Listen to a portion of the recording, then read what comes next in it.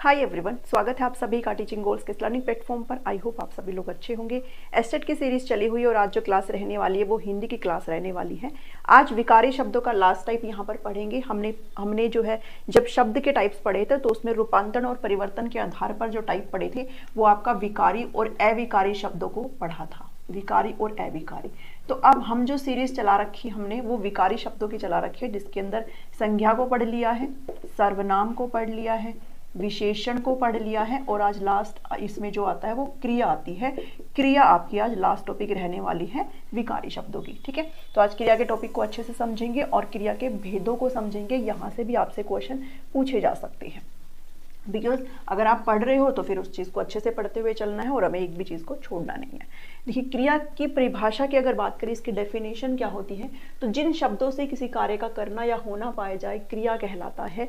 मतलब कि कोई काम हो रहा है, जैसे अगर कोई भी मैं सेंटेंस लिखूं कि वह नाच रहा है, तो नाचना यहाँ पर क्या है, नाचना यहाँ पर क्रिया है।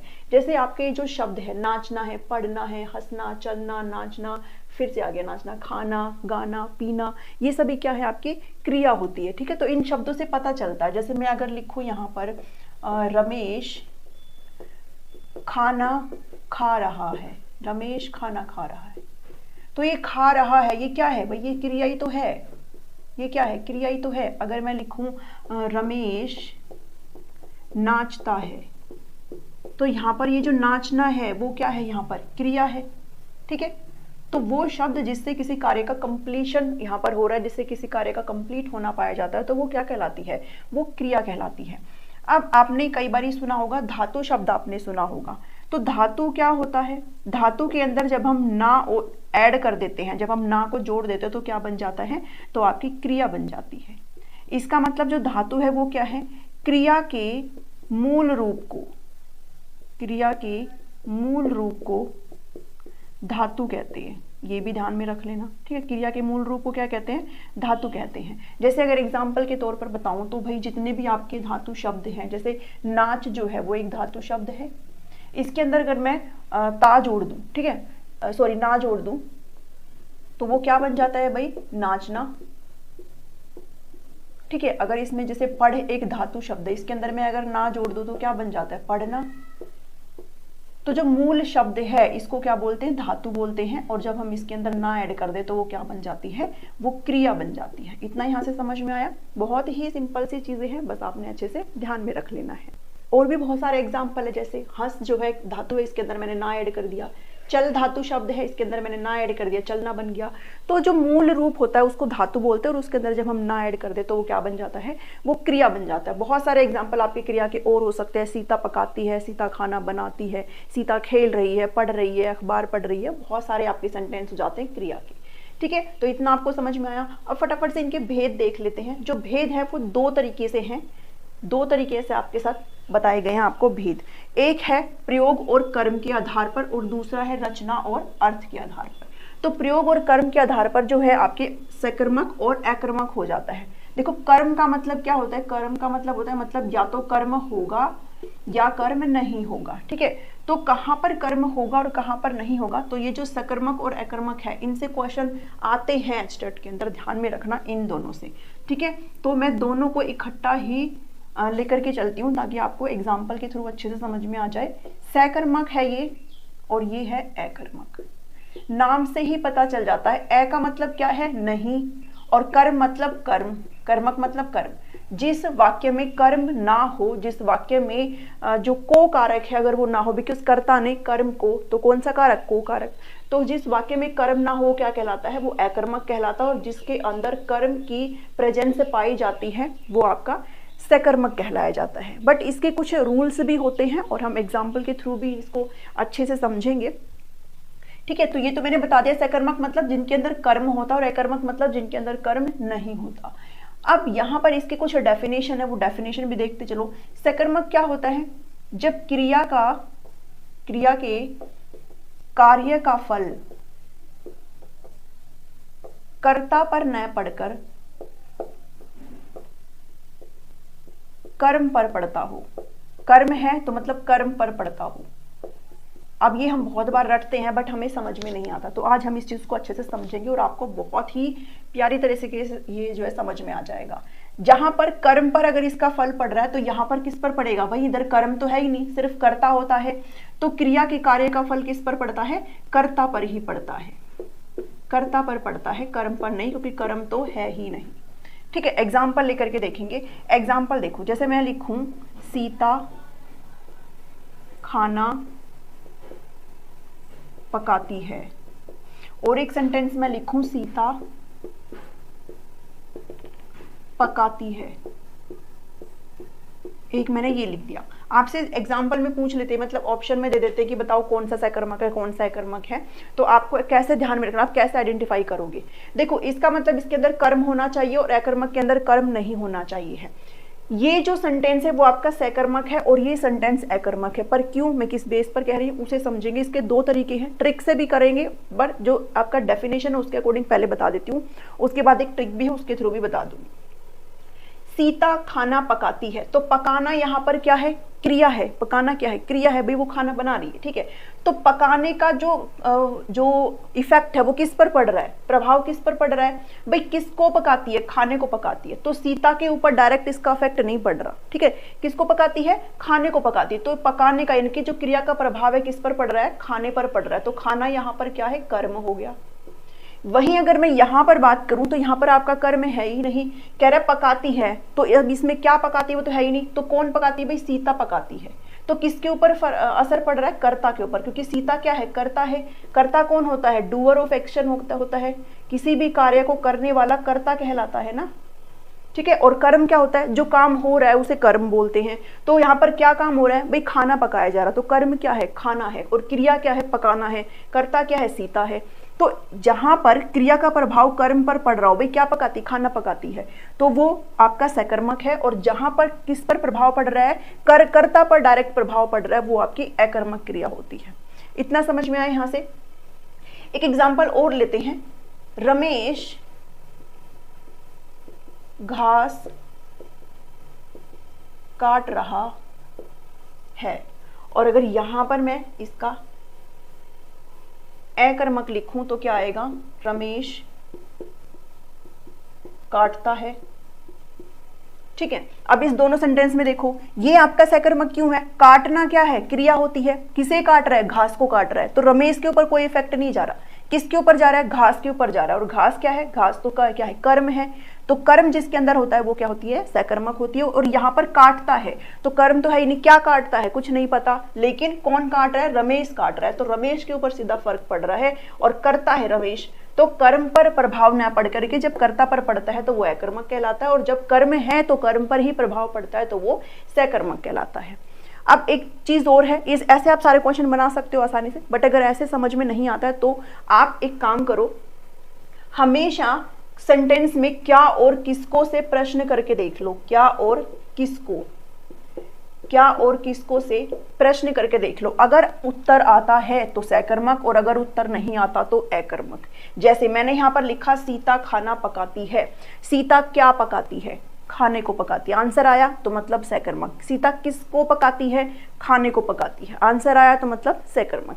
मैं यहाँ पर पूछूं सीता क्या पकाती है, तो यहाँ पर कोई आंसर नहीं है, कोई भी आंसर नहीं है, तो मतलब ये क्या है, अकर्मक है। जब आंसर आ जाए क्या और किसको से प्रश्न करने पर तो मतलब वो आपका सकर्मक है, और जब आंसर नहीं आए तो वो क्या है, वो अकर्मक है। तो सीता क्या पकाती है, नहीं पता, सीता किसको पकाती है, ये भी जवाब नहीं है। रमेश क्या काट रहा है, घास काट रहा है, रमेश किसको काट रहा है, घास को काट रहा है, तो ये सकर्मक है। रमेश क्या काट रहा है, क्या काटता है, नहीं पता, तो आंसर नहीं है, आंसर नहीं है तो मतलब क्या है, अकर्मक है। ठीक है, तो ये जो प्रयोग और कर्म के आधार पर थे, दो तरीके से है, सकर्मक और अकर्मक। सकर्मक मतलब जिसके अंदर कर्म होता है, और अकर्मक मतलब जिसके अंदर कर्म नहीं होता। कर्म है तो क्रिया के कार्य का फल किस पर पड़ता है, कर्म पर पड़ता है, कर्ता पर नहीं पड़ता, और इसके अंदर किस पर पड़ता है, जो डूअर ऑफ एक्शन है, जो करता है, उसके ऊपर फर्क पड़ता है। ठीक है, इसके बहुत सारे एग्जाम्पल मैंने नोट्स में इंक्लूड कर दिए हैं, और संडे से मेरी पूरी कोशिश रहेगी मैं आपको नोट्स अवेलेबल करा दूं। साथ ही हिंदी के जितने भी प्रैक्टिस क्वेश्चंस भी मैंने बहुत सारे इंक्लूड करे हैं नोट्स के अंदर, तो आप अपनी प्रैक्टिस भी आराम से कर सकते हो। ठीक है, तो हमने ये टाइप्स पढ़ लिए यहाँ पर। अब दूसरा जो है वो रचना और अर्थ के आधार पर है। रचना और अर्थ के आधार पर हम बेसिकली इन पांचों को पढ़ते हैं। आपने कई जगहों पर बहुत सारे भी लिखे देखे होंगे, आप इन पांचों को अच्छे से ध्यान में रखो, यहाँ से ये चीजें हो जाएगी। रचना और अर्थ के आधार पर हम बेसिकली इन पांच को पढ़ते हैं, जिसके अंदर संयुक्त क्रिया, पूर्वकालिक क्रिया, प्रेरणार्थक क्रिया, नाम धातु और सहायक क्रिया के हम एग्जाम्पल के साथ इनको पढ़ेंगे। सबसे पहले आ जाती है संयुक्त क्रिया। संयुक्त क्रिया एक होती है सामान्य क्रिया। सामान्य क्रिया मतलब नॉर्मल सेंटेंस, जैसे मैं लिख दूं कि सीता नाच रही है, तो मतलब एक ही क्रिया अगर किसी भी सेंटेंस पे, तो नाच रही है मतलब एक ही क्रिया, वो नाच रही है और इसके अलावा कोई काम नहीं कर रही है, सिर्फ नाच ही रही है। तो जब एक ही क्रिया हो तो उसे सामान्य क्रिया बोल देते हैं। पर संयुक्त क्रिया क्या है? संयुक्त क्रिया का मतलब होता है दो या दो से अधिक क्रिया मिलकर जब पूर्ण क्रिया को बनाती है, यानी कि एक क्रिया को कंप्लीट करने के लिए दो या दो से अधिक क्रिया यहाँ पर मिलकर के आए तो उसको क्या बोलते हैं? उसे संयुक्त बोलते हैं। ऐसे समझ में नहीं आएगा, एग्जाम्पल देखो, उदाहरण देखो। हिंदी की क्लास है, उदाहरण लिखेंगे। कह रहे तुम बाजार चले जाओ। अब इसके अंदर कितनी क्रिया है भाई? कितनी क्रिया है? देखो, चले मतलब चलना, यहां पर एक क्रिया आ गई चलना, और जाओ मतलब एक क्रिया और आ गई जाना। तो कितनी क्रिया आ गई? दो क्रिया। और यहां पर एक क्रिया को एक संपूर्ण क्रिया है भाई, बाजार चले जाओ मतलब उसका बाजार में जाना एक संपूर्ण क्रिया है, बट इसको कंप्लीट कौन कर रही है? दो क्रिया मिलकर के कंप्लीट कर रही है, एक तो चलना और एक जाना। तो इसलिए इसको क्या बोला जाता है? संयुक्त क्रिया बोला जाता है। जब एक क्रिया को दो या दो से ज्यादा अधिक क्रिया मिलकर के क्या करे? कंप्लीट करे, तो उसे संयुक्त क्रिया बोलते हैं। ठीक है, पूर्वकालिक को देखो, ऐसे ही आपके बहुत सारे एग्जाम्पल्स हैं जो नोट्स में मिल जाएंगे। यहाँ पर इतने सारे एग्जाम्पल जो है पॉसिबल नहीं है। चलिए पूर्वकालिक क्रिया देख लो। अब पूर्वकालिक क्रिया, पूर्वकालिक के नाम से ही पता चल जाता है, यानी कि एक क्रिया पूर्व में हो रही है। ठीक है, एक क्रिया क्या हो रही है? पूर्व में हो रही है, पूर्व काल में एक क्रिया हो रही है। तो जब एक क्रिया समाप्त होकर तत्काल दूसरी क्रिया आरंभ हो, जैसे ही मैंने एक काम खत्म किया मैंने तुरंत दूसरा काम स्टार्ट कर दिया, तो वो क्या कहलाती है? वो पूर्वकालिक क्रिया कहलाती है। जैसे रमेश खाना खाते ही सो गया। रमेश अखबार पढ़कर थक गया। ठीक है, या फिर पढ़ते ही थक गया। ये दो सेंटेंस है। देखो इसके अंदर पूर्वकालिक क्यों है? इसने कहा खाना खाते ही सो गया, पहले उसने खाना खाया और तुरंत ही वो सो गया, तो उसने पहले तो खाने वाली क्रिया करी और दोबारा उसने कौन सी क्रिया करी? सोने वाली क्रिया करी। अखबार पढ़ते ही थक गया, पढ़ना, पहले उसने अखबार पढ़ा, पहले ये क्रिया और उसके बाद वो थक गया। ठीक है, तो ये भी क्या है? एक क्रिया है। तो जब एक क्रिया तुरंत खत्म होती है, दूसरी तुरंत बाद उसके स्टार्ट हो जाती है, तो वो पूर्वकालिक क्रिया कहलाती है। अब इसके अंदर जो पहली क्रिया है इसको तो बोलते हैं पूर्वकालिक क्रिया, जो पहले हुई है क्रिया, और जो बाद की क्रिया है सोने वाली उसको बोलते हैं उत्तरकालिक क्रिया। उत्तरकालिक क्रिया। ठीक है, ऐसे भी इसके आप बहुत सारे एग्जाम्पल कर सकते हो। तो पढ़ते ही आपकी पूर्वकालिक है और थक गया मतलब आपकी क्या है? उत्तरकालिक क्रिया है। तो आपसे ये भी पूछ लेते हैं, बताओ उत्तरकालिक क्रिया क्या होती है? तो जो क्रिया आपकी दूसरे नंबर पर आती है और तुरंत हो रही है, अगर ये क्रिया, कोई काम अगर तुरंत हो रहा है और दूसरे नंबर पर जो काम आप कर रहे हो वो आपका उत्तरकालिक क्रिया कहलाती है। ठीक है, पूर्वकालिक हो गया। अब बढ़ चलते हैं प्रेरणार्थक क्रिया की तरफ। प्रेरणार्थक नाम से ही पता चल रहा है, मतलब प्रेरणा मिल रही है। ठीक है, किसी भी कार्य को करने की प्रेरणा मिल रही है। प्रेरणार्थक क्रिया, इनके बहुत सारे एग्जाम्पल मैंने इंक्लूड कर दिए हैं नोट्स में, आप तसल्ली से आराम से क्वेश्चंस को बना पाएंगे। प्रेरणार्थक में कह रहा है कर्ता कार्य को स्वयं ना करके दूसरों को कार्य करने के लिए प्रेरित करता है, मतलब प्रेरणा देता है दूसरों को कार्य करने की, खुद कार्य ना करके, तो वो क्या है? वो प्रेरणार्थक क्रिया कहलाती है। अब इसमें भी आपके दो टाइप्स होते हैं, एक होता है प्रथम प्रेरणार्थक और एक होती है द्वितीय प्रेरणार्थक।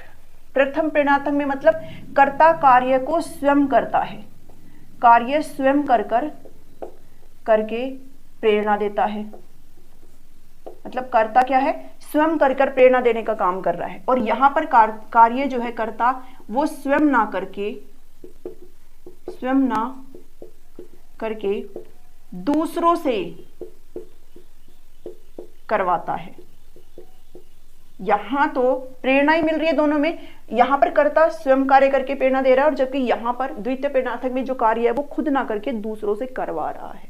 ठीक है, इनके जो एग्जाम्पल है, जैसे मैं अगर बोलूं सीता खाना बनाती है, यहां पर क्या आ जाएगा, सीता खाना बनवाती है। यहां पर वो खुद खाना बना रही है और यहां पर वो बनवा रही है। तो इन सेंटेंस में हमेशा ध्यान में रखना, जहां पर आता या आती आए तो वो प्रथम प्रेरणार्थक होता है, और जहां पर वाता या वाती आ जाए, जैसे बनवाता है ना, वाता और वाती आ जाए तो वो क्या है, वो द्वितीय प्रेरणार्थक होते हैं। जब कर्ता खुद कार्य करता है और प्रेरणा देता है तो वो प्रथम प्रेरणार्थक हो जाता है, और जब कर्ता खुद कार्य ना करके दूसरों से करवाए तो वो क्या हो जाता है, द्वितीय हो जाता है। जैसे जोकर जो है सर्कस में करतब दिखाता है तो वो क्या होगी, प्रथम हो गई, भाई जोकर खुद दिखा रहा है। ठीक है, लेकिन वही अगर मैं कहूं जोकर जो है सर्कस में हाथी से करतब करवाता है या फिर शेर से करतब करवाता है तो वो किस में आ जाएगा, वो द्वितीय में आ जाएगा। यानी कि अब वो खुद नहीं कर रहा, दूसरों से काम करवा रहा है। ठीक है, तो जब दूसरों से काम करवाएं तो द्वितीय, और जब खुद करे तो वो क्या होता है, वो प्रथम प्रेरणार्थक हो जाता है। ठीक है, प्रेरणार्थक क्रिया यहां पर समझ में आई। नेक्स्ट है नाम धातु क्रिया क्या होती है। नाम धातु क्रिया समझेंगे अब सभी के। यहाँ पर अगर आप सेल्फ नोट्स बना रहे हो तो भी आपके लिए इनफ है, आप इन एग्जाम्पल को कंसिडर कर सकते हो। नाम धातु क्रिया का मतलब होता है संज्ञा सर्वनाम विशेषण शब्दों से बनने वाली क्रिया। ऐसी क्रिया जो किनसे बनती है, संज्ञा शब्दों से, सर्वनाम शब्दों से, विशेषण शब्दों से, तो उसे नाम धातु बोलते हैं। जैसे मैं यहाँ पर लिख दूं शर्म, तो शर्म क्या है भाई, एक भाव है, संज्ञा है ना, ये भाव है मतलब भाववाचक संज्ञा में आता है, और ये क्या हो गई, संज्ञा हो गई। इससे बनने वाली जो क्रिया है वो क्या बन जाएगी, शर्माना। शर्माना भाई ये क्रिया है ना, भाई शर्माना क्या, एक काम करना ही है, शर्माना क्रिया ही है, तो वो किससे बन रही है, शर्म से, तो ये क्या है, नाम धातु क्रिया में आती है। ठीक है, नाम धातु क्रिया में। अगर मैं पूछूं कहूं अगर लाठी, तो लाठी भी क्या है, आपकी संज्ञा है, और लाठी से मैं क्या बनाऊंगी, लठियाना, लठियाना। ठीक है, हाथ है, हाथ से क्या बन जाता है, हथियाना।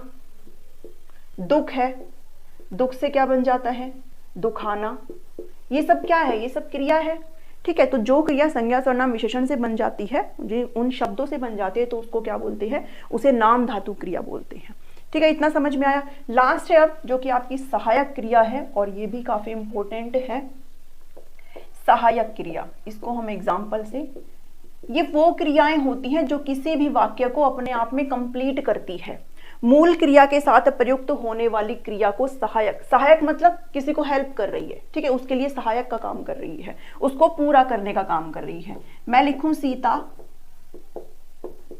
खाना पकाती है। अब यहां पर क्रिया क्या है, ये पकाती मतलब पकाना क्या है, क्रिया है। वहीं अगर मैं इस है को हटा दूं, अगर मैं इस है को ना लिखूं, इसको मैं अगर इग्नोर कर दूं और मैं सिर्फ इतना लिखूं सीता खाना पकाती, तो क्या ये वाक्य पूरा है, ये वाक्य पूरा नहीं है। तो ये जो है ये किस में काउंट होता है, ये सहायक क्रिया में काउंट होता है। ठीक है, इतना यहां से समझ में आया कि ऐसी क्रिया जो मूल, अब मूल तो क्रिया कौन सी है, पकाना ही तो है, मेन है, मुख्य क्रिया है ये पकाना। ठीक है, ये क्या है, मुख्य क्रिया है पकाना। तो इसको, इसके अंदर क्या है भाई, ये सहायक क्रिया जो है इसको हेल्प कर रही है ताकि आपका सेंटेंस जो है वो क्या हो जाए, कंप्लीट हो जाए। ठीक है, तो ये आपकी सहायक क्रिया थी। ये सारे पांचों टाइप्स हमने कर लिए हैं, और भी बहुत सारी होती है, बट आपको ये पांचों टाइप्स ही अच्छे से पता होनी चाहिए है। ठीक है, चलिए। अच्छा, मैं एक चीज इसमें भूल गई हूँ, सकर्मक और अकर्मक में मैंने डिफरेंशिएशन आपको बता तो दिया, बट सकर्मक के भी टाइप्स होते हैं। सकर्मक क्रिया के टाइप्स होते हैं जिसके अंदर एक कर्मक और द्विकर्मक क्रिया बोली जाती है। एक कर्मक मतलब जहां पर एक कर्म हो, जिस वाक्य में एक ही कर्म हो, और यहां पर मतलब दो कर्म हो। ठीक है, दो या दो से ज्यादा कर्म हो, दो कर्म हो तो वो द्विकर्मक कहलाती है। तो इसके एग्जाम्पल भी देखो। अब अगर मैं यहां पर लिखूं सीता खाना पकाती है। तो इसके अंदर कर्म कितनी है? देखो पकाना क्रिया है, सीता करता है, और कर्म क्या है आपका? कर्म खाना है, क्योंकि काम क्या हो रहा है, जो काम हो रहा है वो कर्म कहलाता है। ठीक है, तो खाने को पकाती है सीता, तो यहां पर एक कर्म है। बट अगर मैं यहां पर लिखूं रमेश ने शाम को कार दिलाई, अब ये भी सकर्मक क्रिया है। ठीक है, सकर्मक क्रिया का एग्जाम्पल है।